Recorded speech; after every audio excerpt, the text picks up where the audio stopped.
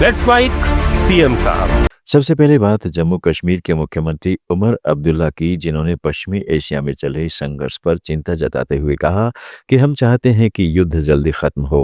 उन्होंने प्रधानमंत्री नरेंद्र मोदी की भूमिका की सराहना करते हुए कहा, इसमें जो रोल पीएम मोदी अदा करते हैं वो कोई और नहीं कर सकता, क्योंकि उनके सभी देशों के साथ अच्छे संबंध है। उमर अब्दुल्ला ने सीज़फायर की घोषणा की मांग की। यूएस जो है वो ग्राउंड से भी अटैक कर सकता है, तो क्या लगता है कि ये बढ़ेगा वॉर या हम तो, जैसे मैंने हाउस में उस दिन कहा, हम तो चाहेंगे कि वॉर जल्दी खत्म हो, और इसमें जो रोल वजीर आजम साहब अदा कर सकते हैं वो शायद और कोई अदा नहीं कर सकता, क्योंकि उनके अच्छे ताल्लुकात हैं इन तमाम मुल्कों के साथ। अब अगर ट्रंप साहब इतनी बेवकूफ़ी करें, ये जानते हुए भी कि ईरान पे सालों साल किसी ने राज नहीं किया है,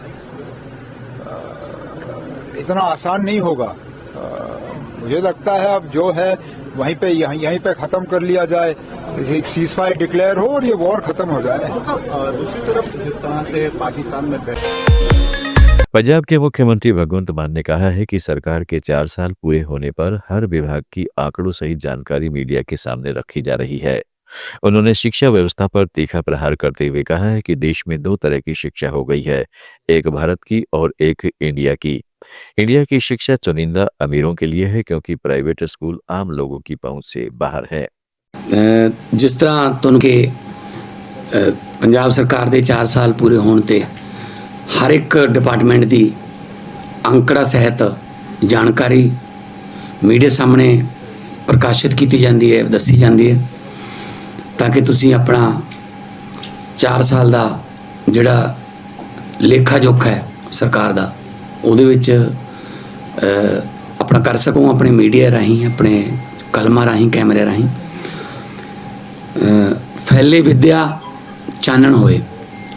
सो किसी भी कौम का, किसी भी देश का जिहड़ा नींह कह लो आपां जी, बेस है जिहड़ा उस कौम का, वो एजुकेशन है।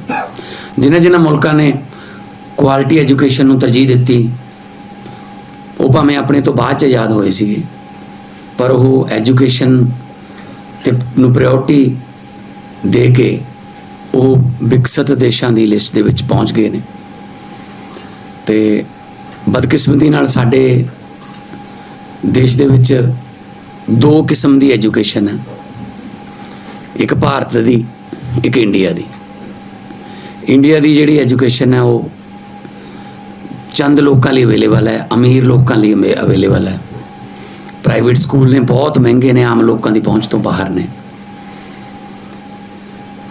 भारत की जिहड़ी एजुकेशन है उन्होंने विद्या कहते, इंडिया वाले तो एजुकेशन कहते ना, भारत वाले विद्या कहते, पढ़ाई कहते, विद्या पढ़ाई। वो तो मोर के खंभा दियाँ जिहड़ियां होंदियां ने वो किताबां दे विच पा के कोशिश कर। तमिलनाडु विधानसभा चुनाव की तैयारी के बीच मुख्यमंत्री एम.के. स्टालिन ने कोलाथुर निर्वाचन क्षेत्र से डीएमके उम्मीदवार के रूप में अपना नामांकन पत्र दाखिल कर दिया है।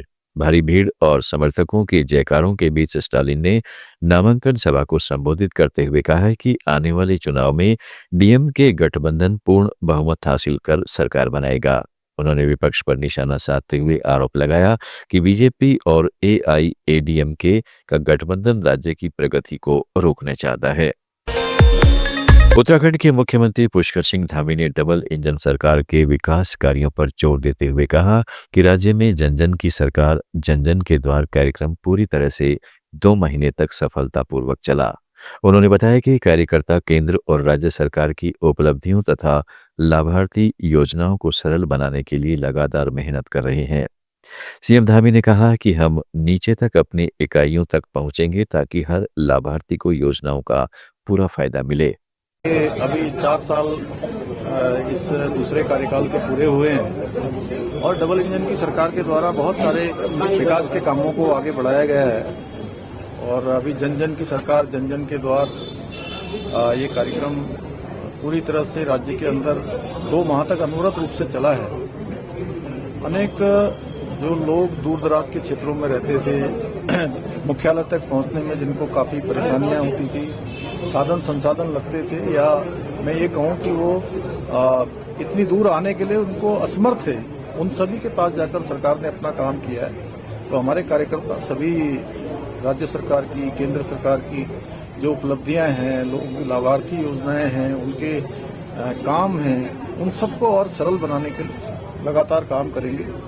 और हम नीचे तक जो हमारी इकाई है पन्ना प्रमुख, वहां तक पहुंचेंगे। आज रायपुर विधानसभा के ऐसे प्रमुख कार्यकर्ताओं के साथ, प्रमुख पदाधिकारियों के साथ यहाँ पर संवाद हुआ है और बड़ा जोश सभी के अंदर है। घर घर तक, गांव गांव तक जाएंगे, इतनी सारी उपलब्धियां हैं। आज हमारा राज्य हमारे प्रधानमंत्री मोदी जी की प्रेरणा से, उनके मार्गदर्शन में लगातार निरंतर प्रगति कर रहा है, हर क्षेत्र में आगे बढ़ रहा है। भारत के बहुत सारे ऐसे विषय हैं जिनमें हमारा राज्य पहले स्थान पर आज देश के अंदर अपनी उपस्थिति दर्ज करा रहा है। हम और निरंतर प्रगति की ओर बढ़ें। एक एक दिन हमारे लिए महत्वपूर्ण है। हम एक एक दिन को अपने जीवन का ध्येय मानकर यहाँ के लोगों को, जनगण मन को समर्पित करते हैं। जो लोग कांग्रेस में गए उनको क्यों मतलब कहा है आपने, और किस तरह से जो वहाँ पे बैठे हैं, किस तरीके से? नहीं, देखिए ऐसा है कि सबसे बड़ी बात तो यह है कि उसमें से कोई भी भाजपा का सदस्य नहीं है, पहले से ही बाहर है। कोई सक्रिय रूप से न सदस्य है, न सक्रिय सदस्य है। तो भाजपा का उनको कहना भी नहीं चाहिए था, क्योंकि भाजपा से कभी जुड़े हुए हो सकते हैं, लेकिन वर्तमान में कोई भाजपा में नहीं। हरियाणा के मुख्यमंत्री नायब सिंह सैनी ने स्वास्थ्य विभाग की समीक्षा बैठक की अध्यक्षता की। इस बैठक में स्वास्थ्य सेवाओं की प्रगति, चुनौतियों और सुधारों पर विस्तृत चर्चा हुई। सीएम सैनी ने अधिकारियों को निर्देश दिए हैं कि स्वास्थ्य सुविधाओं को और मजबूत बनाया जाए, ताकि ग्रामीण और शहरी इलाकों में हर नागरिक को बेहतर इलाज मिले। उन्होंने कहा है कि सरकार की प्राथमिकता मातृ शिशु स्वास्थ्य, टीकाकरण और अस्पतालों का विस्तार है। वाराणसी में 31 मार्च को होने वाला MP-UP सहयोग सम्मेलन 2026 अंतर्राज्यीय सहयोग को ठोस और वैश्विक दृष्टि से जोड़ने की दिशा में एक निर्णायक पहल साबित होगा। मध्य प्रदेश और उत्तर प्रदेश के नेताओं की इस महत्वपूर्ण बैठक से दोनों राज्यों के बीच आर्थिक, सामाजिक और विकासात्मक क्षेत्रों में नई साझेदारी बनेगी। मध्य प्रदेश के CM मोहन यादव ने वीडियो जारी कर बताया कि सम्मेलन में व्यापार, पर्यटन, कृषि, उद्योग और बुनियादी ढांचे जैसे मुद्दों पर रणनीतिक समझौते होंगे, जो वैश्विक निवेशकों को आकर्षित करेंगे। गुजरात के मुख्यमंत्री भूपेंद्र भाई पटेल ने एक्स पर लिखा कि सदा अग्रसर गुजरात उनके नेतृत्व में राज्य के अनेक विकास कार्य कर नागरिकों का जीवन सरल और सुविधाजनक बना रहा है। स्मार्ट सिटी परियोजना से शहर चमक उठे, गांवों में पक्की सड़कें और 24 घंटे बिजली पहुंची। पटेल ने कहा कि स्वास्थ्य क्षेत्र में टेलीमेडिसिन और आधुनिक अस्पताल खोले गए, शिक्षा में डिजिटल कक्षाएं और कौशल केंद्र स्थापित हुए। किसानों को लाभ पहुंचाने वाली सिंचाई परियोजनाओं से सफल उत्पादन बढ़ा, पर्यावरण के लिए सौर ऊर्जा परियोजनाएं और हरित पहल शुरू हुई। उद्योगों को बढ़ावा देकर लाखों नौकरियां सृजित की गई। CM साहब में आज इतना ही। जुड़े रहिएगा लेट्स माइक के साथ।